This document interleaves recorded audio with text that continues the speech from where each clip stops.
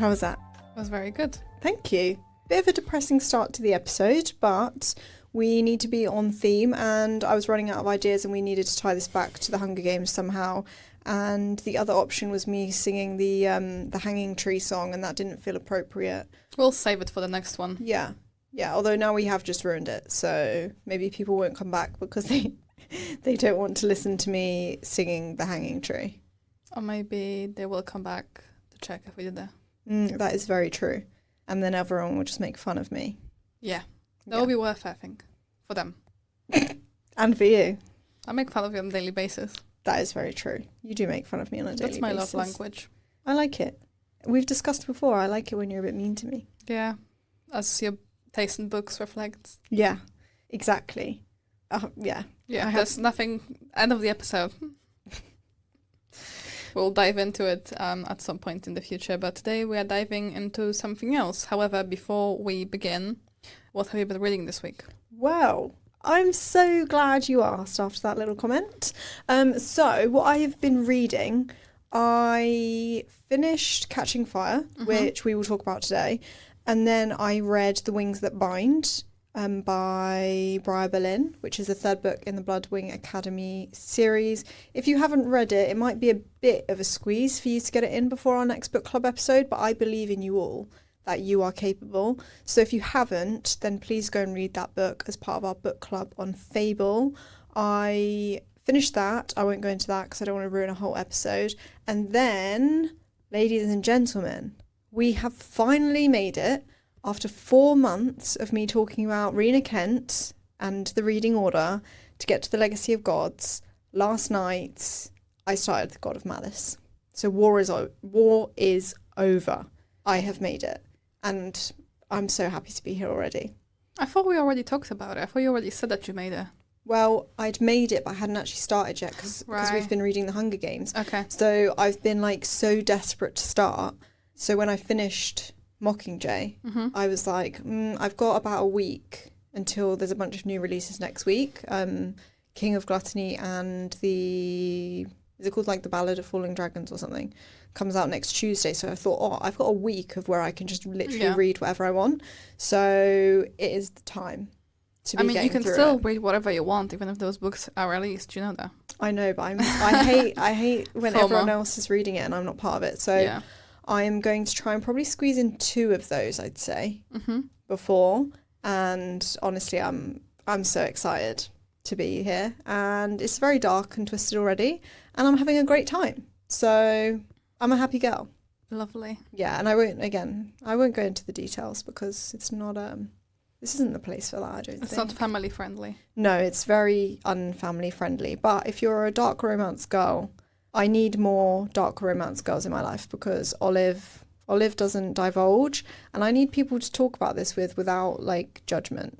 Yeah, I'm not a safe space for that. No, exactly. So for all the dark romance guys and girls out there, all the Rena Kent boys and girls, Legacy of Gods, like please come find me because, well, not literally, don't do that. Well, with this status of books, I wouldn't be surprised. Yeah, like don't actually come find me like in these books.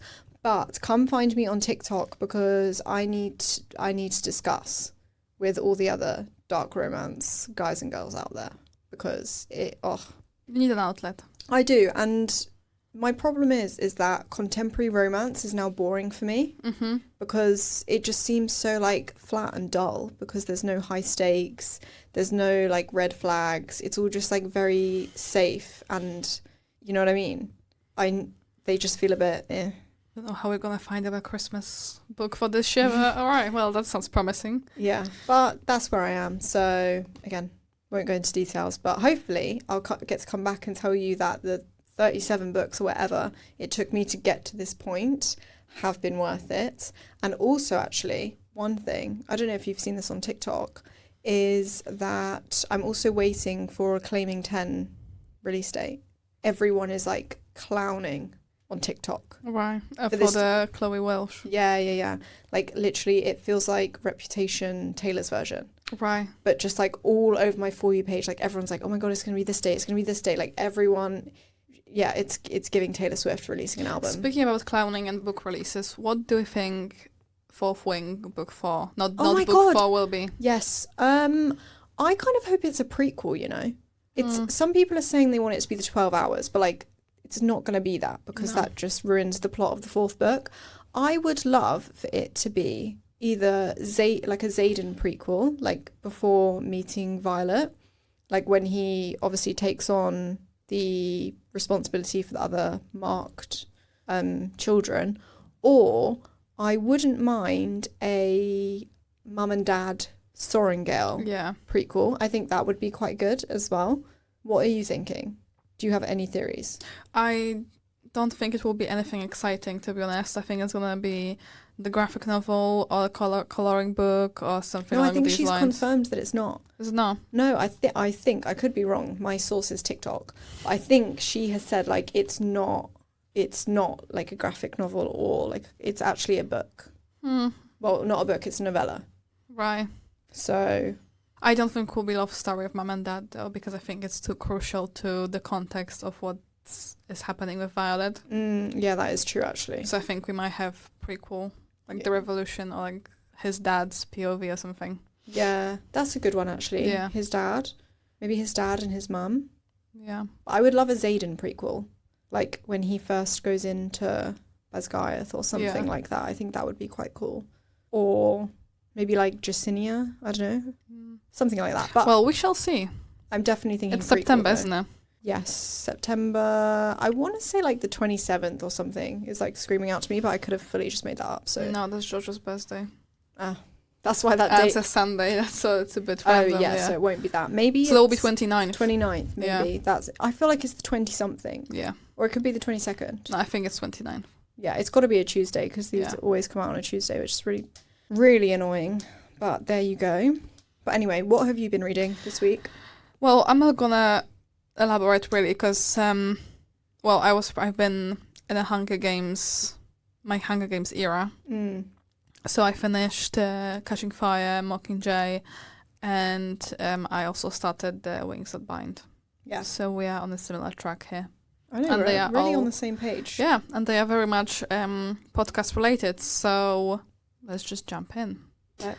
Today's episode, as announced previously, we'll be talking about adaptations and mostly about the shifts in the last decade. We're not going to go into like any particular examples apart from Hunger Games, but I think we can both agree that the biggest shift that we've noticed in the last 10 years is the switch from movies to TV series. And what do you have to say about it? Would you agree? Would you disagree? What do you think influenced that? To be honest, I don't really know, to be quite honest with you. But yeah, everything was a film in the 2010s, as we have previously discussed. But obviously, I mean, it starts before that, but let's start with Harry Potter. Then you obviously have like Hunger Games, Divergent, The Fault in Our Stars, Perks of Being a Wallflower, Maze Runner, all of those big action films, like huge in the 2010s. They were literally like popping them out like no one's business. And then I feel like it just kind of died a little bit. And then we kind of had I'd say a resurgence as a result of Bridgerton and those books being developed into series. You also had Sally Rooney getting developed, Normal People. Yeah. What else has there been? There's been some others as well, I swear. God, my mind is so blank. There's like nothing going on up here. But I don't know if it's because TV series are like lower budget. Yeah, I was thinking about it like as well. In terms of like COVID obviously shut down like the filming industry so much, and they were hit really hard by the break. And then obviously there was like writer strikes and everything. So that industry has been through the ringer for the last like 6 years. And I don't know whether it's just a case of budget and like TV shows are cheaper. It's also, maybe it's easier and cheaper to develop from a book to a script. Like you don't have to come up with a new idea. There's also like a guarantee of some sort of audience because you don't need to market a brand new idea, if you know what I mean. Like the idea already exists.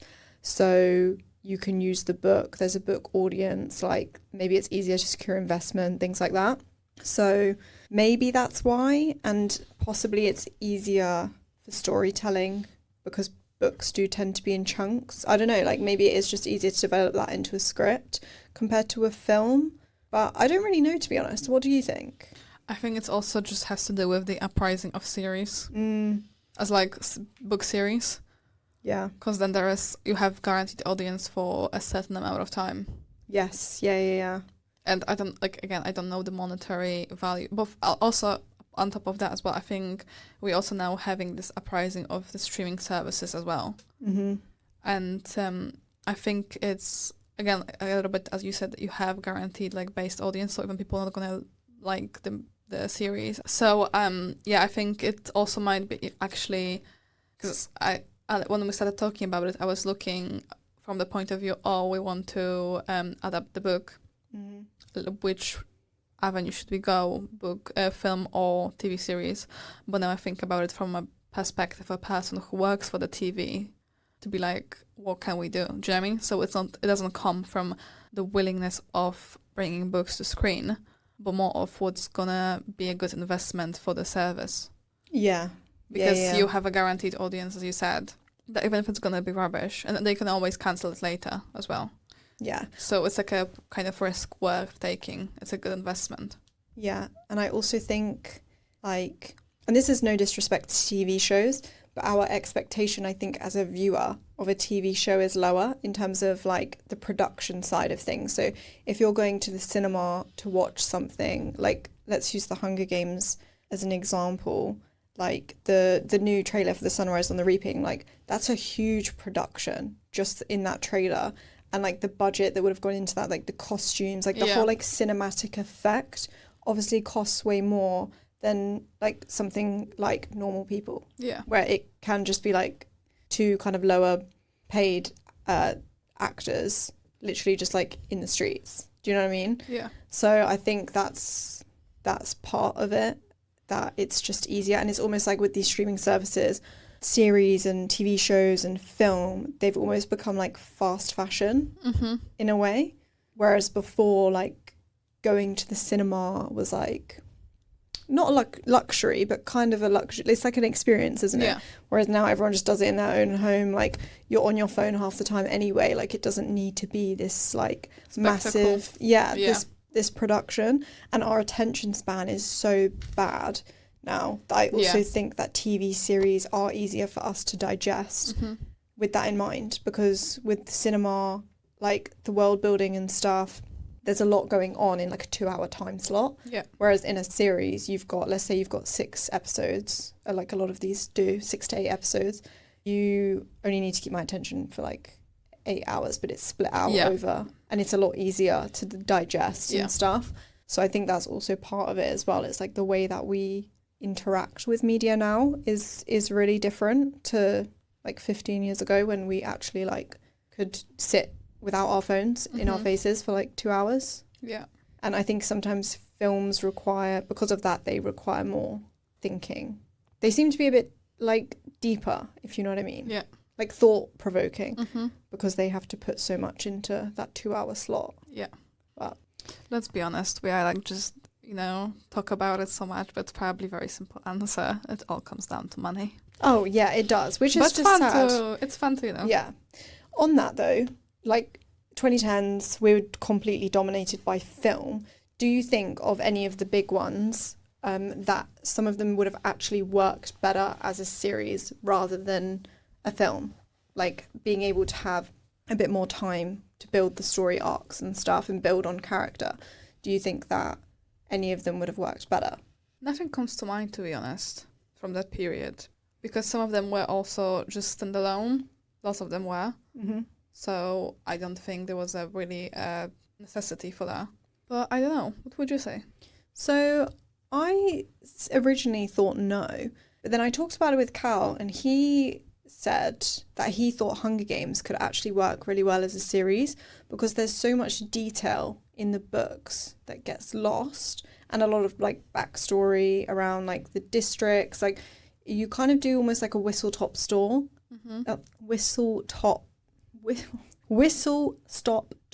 right in the film, and like the depth of the book is just huge, that you could actually probably chunk the first film, well, all the films really, out into episodes. And you can kind of tell that with Mockingjay, because Mockingjay was managed to be split into a two-parter. Like there was also that era, wasn't it? The last one, And like you could probably chunk it quite well into episodes, I think. So like the first film, for example, you could have an episode on the backstory, and then it ends with the reaping and Katniss volunteering.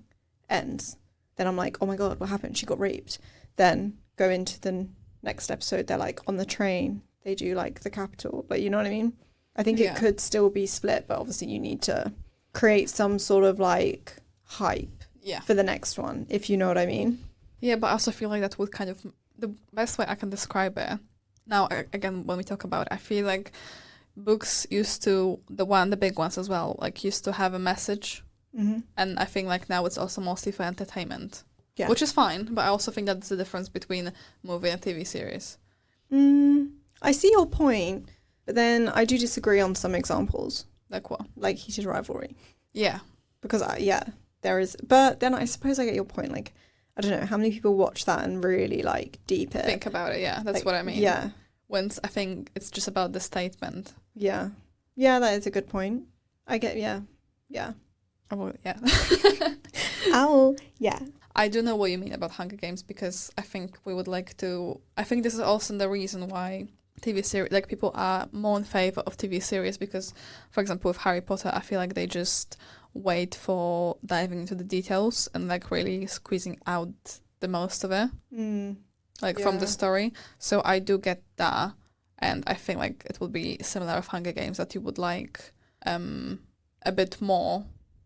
from like, you know, than in the movies. But yeah, I think it's just a bit of a... Yeah. I also wonder with Hunger Games as an example, because I don't know if you had this when you watched Catching Fire after the first one, but my first experience of Catching Fire, I just thought like, oh, this is just a repetition of the first one, until I got to the end and obviously got the context of it. I wonder if that was cut up and it was experienced more as a series, that it would have felt less like a repetition of the first one, because you would have got more continuation of like the politics that was happening in the start of Catching Fire that you kind of lose, I think, in the film, because obviously you need to get into the arena and into the actual games, and that's what makes it feel a little bit rinse and repeat when you're watching. But in the books it is a completely different experience, I think. Like when they go back into the arena again, like it doesn't feel like you're about to watch the same thing happen again, if you know what I mean. So I wonder if putting something into a series makes the overarching story flow better, but then it takes away from the flow of each individual like film, if you know what I mean. Yeah, I think like, you know, each of these approaches will have upside and downside, wouldn't it? Yeah, because also like the example you just gave, Harry Potter, the first 4 films feel fully standalone. Yeah. They don't feel like... You need to watch the other ones. Yeah, they're not a continuation of a story. Yeah. They very much start and end with that film. Yeah. So, whereas, I mean, this obviously the later ones, there is a bit more. So, but yeah, so I do think that in a film you do lose a bit of that overarching story. Yeah. Because you obviously have to cram so much detail into like a 2-hour slot. It's just not possible to get it all in there. Yeah, and I also think that, for example, I don't know how it would work in a series, because obviously the first 3 books maybe, but then you have the 4th and the 5th. Yeah. And like you would have to really extend them. Do you know what I mean? So yeah, I don't really know how that would work. All right. Well, seeing as Catching Fire was our main example there, let's talk about that adaptation in particular. I would say my experience of the film and the book, to be honest, is that I would say a lot of people say that's their favourite. Yeah. Their favourite one. But how do you, now that you've read the book, has that changed how you feel about the film, like, as an adaptation? What are your thoughts? Like, do you think it is a good adaptation? What are your feelings now that you have all of that context? I don't think we have enough time for this, because I watched it yesterday to be like super fresh and stuff. And I have a lot of notes, so please pull out your pens and your notebooks. I'm ready. First of all, I think I don't really understand what was the reason for it, but obviously when there's the victory tour and all of that. Okay, now let's start. Where do I start? Let's start with victory tour. Okay, first of all, I think that I'm really surprised it wasn't included in the movies, because in the book it's a big deal how lots of things happen for clothes. And obviously they have to be described in the book for us to know how they look like. But in the movie we can just see them and kind of make our own conclusions. What are they supposed to mean without having to read the book? And obviously Cinna, again, is a very big character. Yeah. And I don't understand why in the movies they kind of gave up the whole concept of this like fairly girly dresses for Katniss during the victory tour, because she basically just looks like in her workman outfit, or just a little bit more clean. So that was really, really bothering me. And on top of that, I don't know if this was the impression we're supposed to get, or if it was the impression we're getting because it was on a written word and we couldn't really go, through everyday activities they were going through when they were in the district. But something that really bothered me as well was that the terror that was shown in the films seemed like very sudden and very rough. Well, like that was the whole point, in my opinion, in the books. It was like creeping in. Like, for example, when they have this this part of peacekeepers burning the hob, that was very much like kind of hush hush. And them for example, like them whipping Gale. Yeah. Again, that was a big spectacle, but wasn't like district wide news. So that makes sense. Like it wasn't, that they made an announcement like they did in a book. Yeah. That it was kind of like everyone turned around. They were like, "What is happening?" Yeah.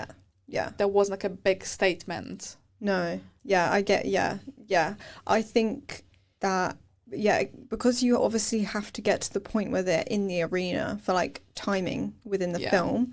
I agree that they lost a lot of that political tension in the first half. Yeah. And also because going into Catching Fire, you have the end of book 1, like the victory tour hasn't started, but you get more of them after the games. Yeah. So again, it doesn't feel like as much of a rush. And you get them living in District 12 for like 6 months before the victory tour even starts. Whereas in the film, it feels like they end the games and then the victory tour starts just then. Whereas in the books, it's all very calculated and the timings are all very on purpose. And like all of this other stuff has happened before they've gone on that victory tour, which you just don't get in the film at all. So you lose that a lot. And then, you lose that tension between Katniss and Snow a lot about what was going on in those 6 months, because he's really not happy. No, he's really not happy with her. And Cinna as well. In the film, he doesn't seem, like you said, as important of a character, but in the book, you can like see his rebellion from the very start of book 2. Yeah. It becomes very clear to you, like his agenda and what he's doing. So I think that's lost. But overall, having read them, I don't know if this is just because I have the perspective of the film first and that's what's making me think this, but I do think it's a very, very good, like true adaptation to the book. Yeah. Really, like there aren't many liberties that have been taken or things added in that weren't there. You lose things, but I think it is very true. Yeah, I would agree. Another impression I had, and I like 2 actually things that I picked up 3. Sorry, we will be here till tomorrow. 3 things I picked up on that were, I think, didn't really do justice to the books that much, is that people of Capital, obviously they are evil, but they are all like portrayed as evil in the movie, whereas in the book, like we see Katniss, for example, interact with her prep team, and that she kind of looks at them like those little pets. Yeah. Being like, they just really don't know. And I'm not saying that this is an excuse, because from, for example, perspective of us, like we live in a world that we have access to any sort of information we want, in our hand, in our phone. But I think for them, they literally just didn't understand the concept that it's wrong, what is happening. But then when the third quarter quell came around, they were like, no, this is wrong. Yeah. That this was like the awakening. But apart from like I think that movie didn't do those characters justice to that extent. And also they were not like they were also victims, like Pollux, who was we're jumping up a bit, but who was a capital man, and then he got his tongue cut out, or this girl who was running away from Capital to District 13 that Katniss meets in the first book, who was also an Avox. Like all of those things, I think that they were not evil all the time. Not everyone was evil, and they were just stupid, like ignorant. And I think that was lost a little bit in the movies. Another thing, for me, there was absolutely no chemistry between Jennifer and Peter and Josh. Yes, as characters.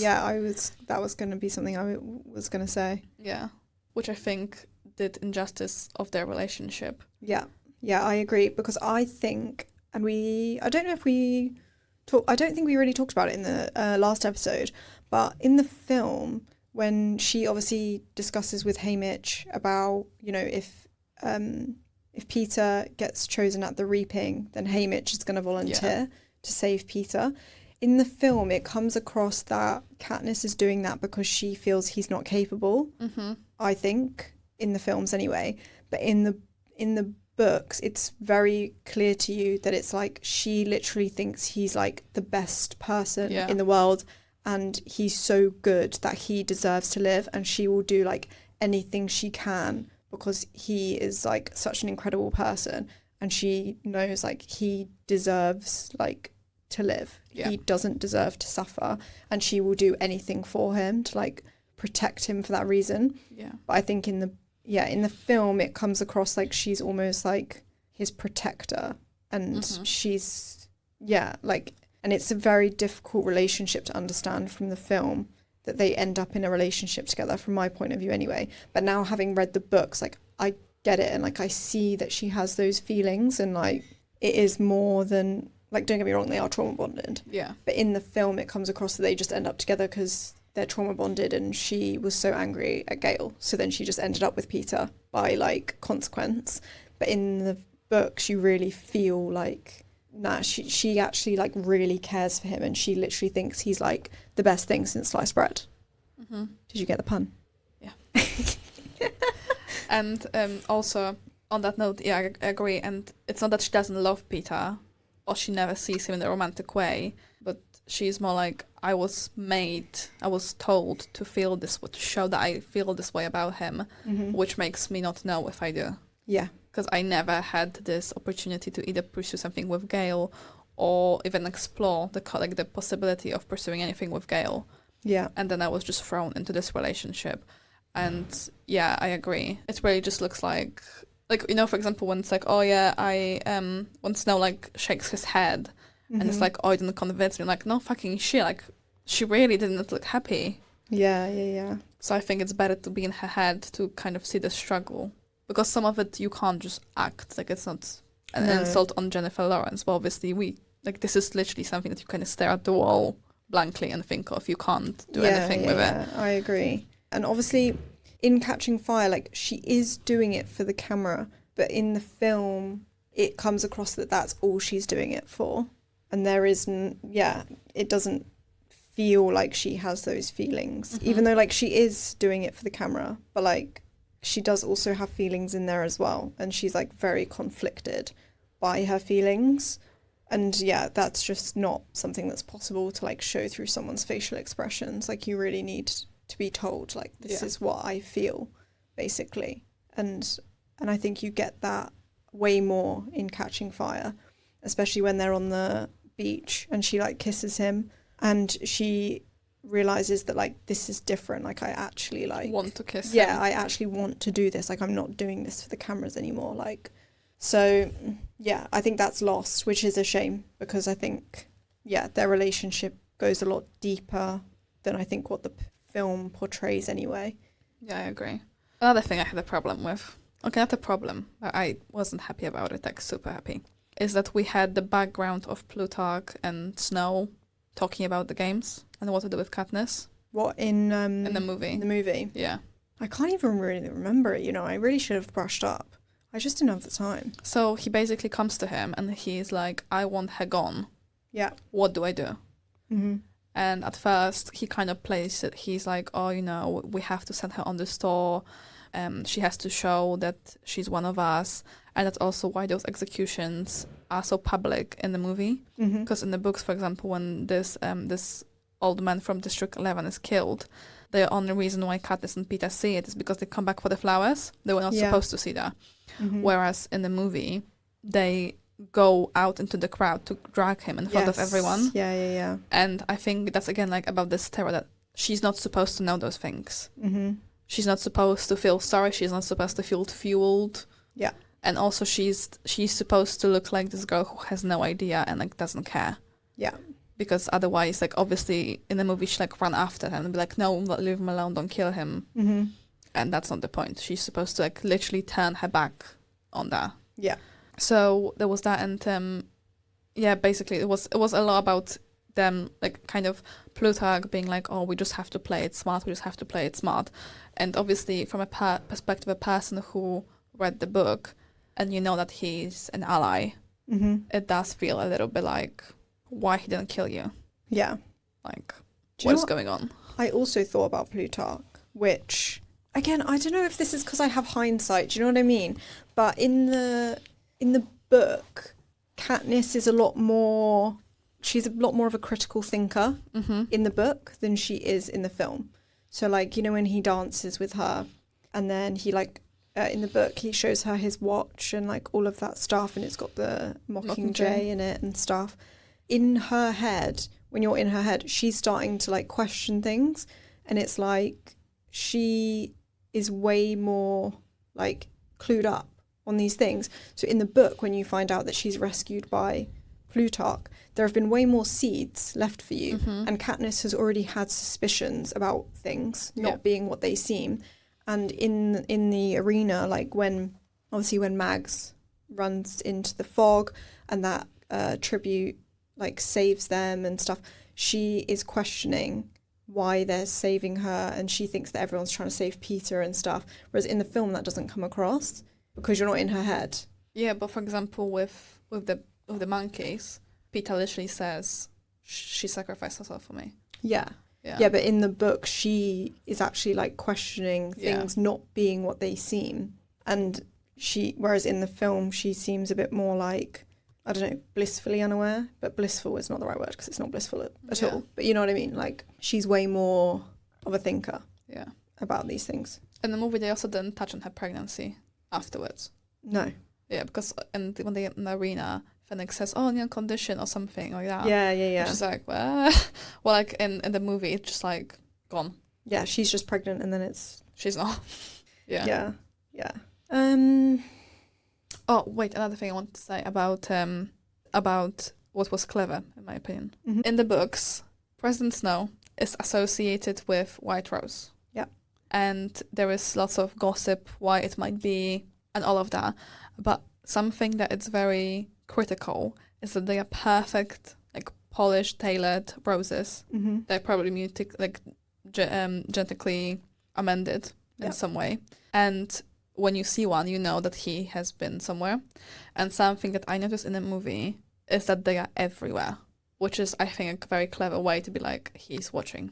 That is smart. Yeah, because like literally, like that's the point, that the fact that she was panicking when one was left, because that was the whole point, because you don't see them anywhere. Yeah. Because they are his.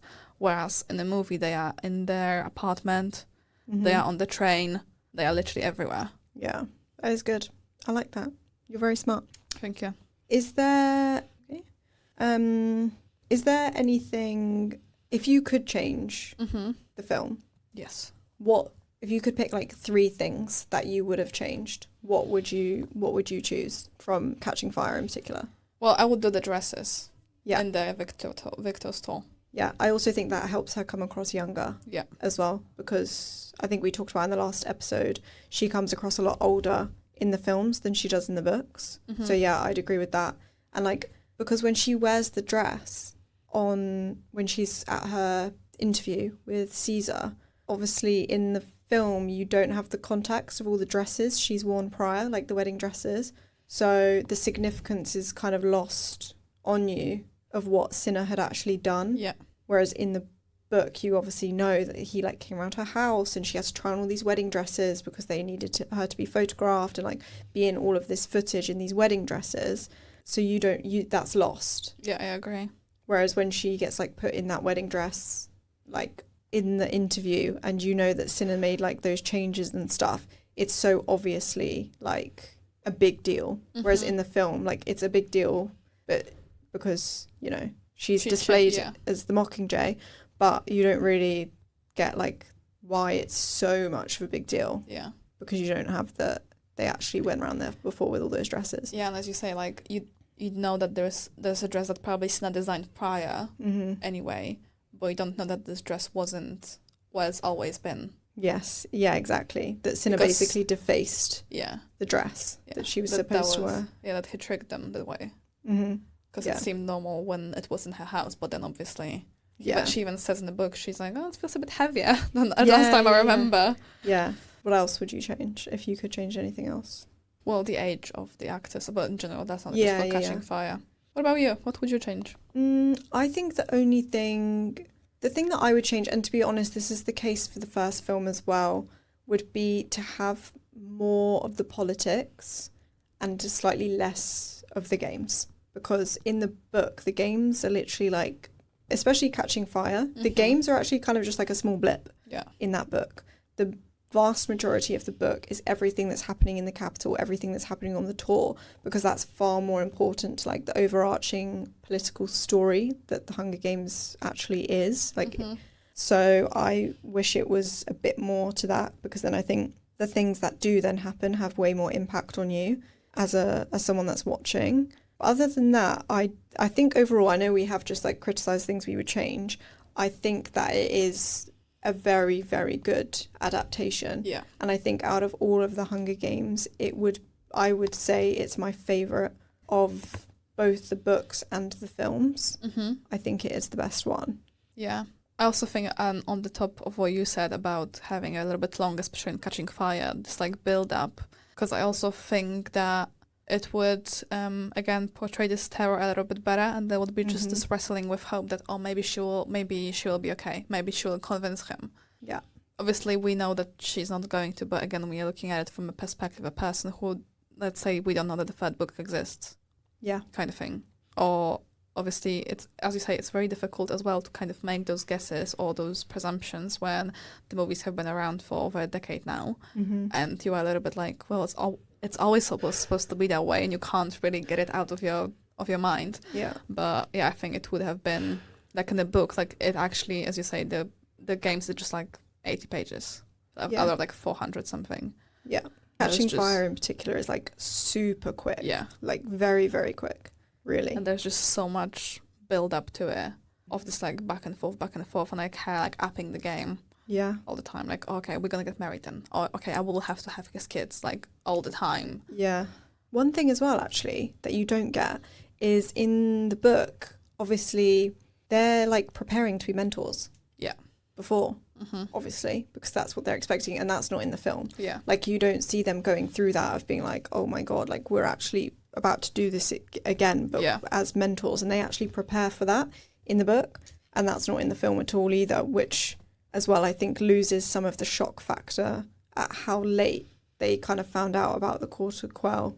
And like, because in the book, it's literally like it feels like literally a last minute thing. Like they're ready to go back in, to go be mentors and stuff. And they're like, oh, I wonder what twist they're going to put on this like arena or whatever. And then they're literally like blindsided by it, which I think comes across more in the book than it does in the film. What would you say was the emotional moment that impacted you differently, book versus film? Was there anything like that?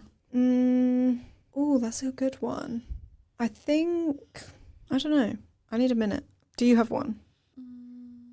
I think I perceived Haymitch's character completely differently. Because in the movies, I think he is supposed to come across a bit like funny and iconic sometimes. You know, like him and his like, oh, nice job, sweetheart, and stuff like that. Yeah. And like deadpan one-liners. Where in the books, he's completely tragic. Yeah. Both in, he's just a poor excuse for a man. If you know, bar the trauma. If you like look at him, you'll be like, come on now. Yeah. And then you know why he's so tragic. Yeah. That he's actually just has been through some tragedy himself. So that's one of them. What else? I think just in general, like the emotional impact of Katniss and Peter's relationship in that film is what like hit me more, and like her desperation to save him. And when he almost dies in the arena from the force field and stuff, like I just felt that so much more in the book than I did in the film. And then I also think, see, it's so hard. Like, I don't know if this is the book itself or if it is my hindsight, but also the other tributes, like how traumatized they are going into that arena, and like having a deeper understanding of how horrible it is for them. Because I think in the film, for example, Joanna and Finnick are kind of just come across like badasses, really. But in the book, you see like how traumatized they actually are about going back in, and then once they are in, you see how broken literally all of them are. Like, every single tribute is so broken, whereas in the film they seem a lot more geared up and a lot more, they've got a bit more like attack and like fire in their belly and stuff, whereas in this they're literally just like shells of people, and it's like really sad to see them like going back in. Whereas in the film, I feel like you're more nervous about Katniss going back in because you're like, fuck, these people are like crazy. Yeah. Like these people are actually gonna like destroy her. Whereas in this, they come across a lot more just broken. Yeah. Which I think is really sad. Yeah, I agree. And I think something for me, another scene about the past, like following on bad past tributes, is when one of the Morphlings dies, the one who sacrifices herself for Peter. Yeah. Because he holds her and he says things about the sky or something in the movie. Yeah. Well, in the book, he actually, because obviously in the book we have more of these relationships between all of them, he starts talking to her about pains, because her and her other tribute from the same district, the only thing they wanted to do was camouflage. So he talks to her about pains, and you can see like how she relaxes, like, you know, going to the abyss and stuff. So that's another thing. But apart from that, I think, as you said, it's quite a good adaptation because the things were just so similar to each other. I think another thing that if I had to pick something would be when Katniss and Prim has this conversation when they like collect snow for Gale's bag. And again, because you can see her that she's so young. Yeah. And again, some things are just more powerful when you show them instead of tell us. And just like Prim's character in general, when they like trying to sort out Gale after the whipping, and she's the one who like gets the syringe with the morphine when in the movie. This is not what's happened in the books. And then she like collects the snow, and she says to Katniss, "Look, we are behind you. There's no getting off this train now. We know that." Yeah. Kind of thing. Yeah. It's pretty sad in here. Yeah, do you know what? So we've actually finished Mockingjay now. And honestly, I have never felt like I felt like a shell of a person after I finished. Like, they're so heavy and like difficult, and they just leave you just feeling a bit like numb. Yeah. Afterwards, like, it's crazy. They're incredible books. So if you have watched the film and not read them, like, my regret is that I didn't read them sooner, because they are 5 stars all round, and I'm so impressed. Like, I had high expectations for these, but they've just completely like blown me out of the water. So hats off to, is it Suzanne or Suzanne? Suzanne. Yeah. Suzanne Collins, is it? Yeah. Yeah. Hats off to you, Suzanne, because this is they are just a masterpiece. Yeah. And I think they are like our modern day classics. Like 100 years from now, like, people will study these books because they are just so deep. We could honestly do a whole series just picking apart every single thing from those books, because they're so good. But before we continue spiraling on Catching Fire and make everyone depressed about these books, let's just go back to the 2010s and talk about any that got away. So are there any books that you think deserved adaptations? Or it doesn't even need to be 2010s, but are there any books that you feel really deserved an adaptation that didn't get one? Any big books from that time or in recent times? I don't know if they were big, but there was a series, and I think I don't know if I'm making this up, if it was like a short film somewhere, or if it was just a fan cast or something, because I read it when I was like 11, 12. So I don't think I was on Instagram back then. TikTok wasn't a thing. And even if it was, till 2020, it was just when you dance and lip sync. So it wasn't the best source of information as it is right now for Book Talk. But there was a series. It was 3 books, and it was about a dystopian. It was a dystopian series about the world that is there's no love in this world. You have a special surgery at a certain age to basically not be able to love. Right. And then you just get basically paired up with someone the same class, the same like a matchmaking, but no romance there, just to keep population going. And the main character's mother, so she's raised by her family because her mom had the surgery and didn't work. Right. So she was like this famous rebel basically. And yeah, it's kind of, and then this girl finds a guy who she falls in love with. Of course. Yeah, I think it was, the first book was called Delirium, then it was Pandemonium, and it was, I think, Lauren Oliver, if I'm not lying. Oh, it was amazing. I remember, this is a bit of a side note, but I remember that I was finishing the first book on the same day that I had my English class. It was like an after-school English class, and I was reading it in a waiting room. And I had like only 60 pages left after this class. I went home and I sobbed because the ending of this book was so terrible and so heartbreaking. And I was just thinking to myself, thank God I didn't finish it in this waiting room of my English class. Oh, do you know what? That is like the biggest disappointment when you've committed to a whole series and you're so excited for the last book and then it just flops. Like what? That's happened to me quite a few times this year with fantasy books. And it's not an enjoyable experience. I'm trying to think kind of what I read, like young adult vibes, to be honest. Oh no, by the way, it was good ending as like it destroyed me, but I was just so upset. Yeah. It was Lauren Oliver. Let's say movie. It is a thing. It is a movie. Oh, so we're just telling lies over here. I have to watch it. It came out in 2014. Oh, so good. Such a good book. See, all the books I can think of, all of the ones I read got turned into films, pretty much. So I don't think... Well, it turns out same. Yeah. So I actually don't think there are any, for me anyway, that really spring to mind. And to be honest now, these adaptations are just flying around again. Like, they are out in full force. We have so many coming up. Yeah. So many that are announced.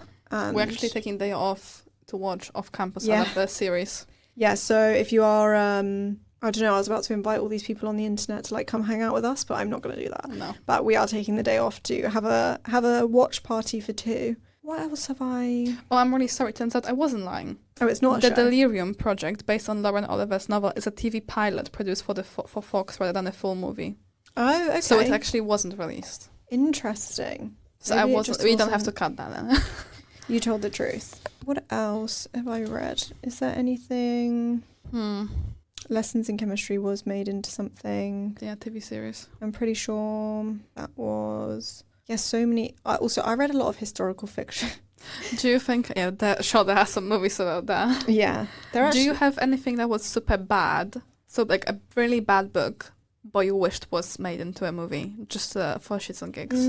Or just to see how the execution is gonna go? To be honest, I am probably too nice, and there aren't many books that I like hate or think are like rubbish. Okay. But do you know what? Actually, is Everything I Know About Love? Is that a series, a show? Yes. Okay. I was going to say I didn't love that book, but I can envision that as like it's a good series. Yeah, as a good series. I didn't. Yeah, I found her annoying, but I can see how that could be made into a good like nostalgic series that's the similar vibe to like Normal People. Yeah. But alas. I'm scrolling for mine now to see if there was anything. These networks really just pick up these books. Yeah, because I was scrolling through mine and so many of mine are. But let's talk about, on that note, what adaptations are we looking forward to that are coming up? Because, I mean, we've just talked about how there are so many. So obviously we've got Off Campus coming. Yeah, we have, well, there's a lot to be honest, but obviously not all of them are. Off Campus is like, we have a date, time and place. The rest is like airy fairy, isn't it? Yeah, obviously Elsie Silver is being adapted. Windy City series, the Boys of Tommen series is being adapted. I'm very excited for Sunrise on the Reaping. Yeah. You see, I think the universe gave us a second chance that we can now read the books first for those two because we haven't seen the. Oh no, I've seen the other one. Well, some of us got the chance and didn't take it then. Yeah, I did have the chance, but yeah, I'm really excited for Sunrise on the Reaping. Though I am scared because I know loosely what happens in Haymitch's story. And seeing the trailer has just made me so stressed about what we're about to go through with Sunrise on the Reaping. But I think it's going to be like incredible film. But I wonder if it's going to be maybe a bit darker. I feel like the longer you go into the Hunger Games, the less young adult they get. Yeah. So I think this is going to be traumatizing. Yeah, I agree. Really traumatizing, and traumatizing to watch. More so as well than like the previous ones have been, because I think the audience is maybe a bit more adult. Yeah, because people who read the Hunger Games they grew up. Yeah, we actually do age. Yeah. So I think it's going to be targeted more towards that audience, isn't it? Yeah, I agree. What was the question? What are you looking forward to? Oh yeah, like what adaptations are you looking forward to? And are there any of books you've read that you really want to become one, like recent? Well, I would love the Academy, but I feel like it would be so long that it would just lose the meaning. Do you know what I mean? There is just so many of those. Like, the only thing that works for ages as a TV series is sitcoms. Yeah. Because, you know, it's kind of, for example, like with Grey's Anatomy. At the beginning, it was great, but now I think everyone's like, just pull the plug on them. Yeah, it's over. Did you get the pun? Oh, sorry, I didn't because I've not watched it, so I forgot they're like doctors. Sorry. I was trying to keep on up with the theme. So I think at some point you just have to, you know, put it to sleep. Yeah, yeah. So I think Zodiac Academy could have been had. Plus the amount of money to have to go for the special CGI, all of this, I don't think it's very feasible. No, I'd agree with you there. Because with Fourth Wing, you kind of have copy-paste dragons. Well, like, hey, they would be in a green screen studio every day. Yeah, it'd be like Avatar level production to get those like shifters and oh god, it'd be nuts. Yeah. But yeah. So that's the only one I can think of. I'm sure I can think of something. Let me look again at my Goodreads. Do you have anything? I mean, your books that you're currently reading are not very TV friendly, are they? They're definitely not TV friendly. They're barely book friendly, really. But you know what? Okay. Well, I'm looking forward to actually the Love Hypothesis by Ali Hazelwood. I forgot that was made. Yeah. Is there a date for that? I don't think so. I think it's gonna be this year. But I don't think there is a date. So I would love to see that. Yeah, I might have to read it so I can watch it and be a critique. But we kind of again this conundrum that when you read the series, obviously take 5 books, and out of like, you know, however many I read this year, most of them are the same thing that's already coming out. Like I'm looking at, for example, Golden Rush Ranch. Yeah, like it's not gonna come up as a series, but you know that's a chunk of my. So many things, and I've read like 37. Yeah, Rena Kent's, and they're definitely not being turned into series. And to be honest, I don't even think I'd want them to be. I think they're better in my head, and I just don't think. Because they're so dark, I just don't think you can translate it onto screen without it being like a thriller book, because they're not thrillers, or they don't get your adrenaline working in the same way that a thriller does. But I think if you translate the content of those films onto screen, that's the way you would experience it if you were watching it. Whereas when you're reading it, it's like very different, because obviously you're in their head, so they're not experiencing like terror, if you know what I mean. But I don't think you would be able to really display that very well on screen, to be honest, without traumatizing people. So I think we're all adaptationed out, really, by the sounds of it. So what are we talking about next week? The Wings That Bind. Yeah, we're getting there. I finished it. Have you? No. Oh, you better get cracking, because you've not got many days left.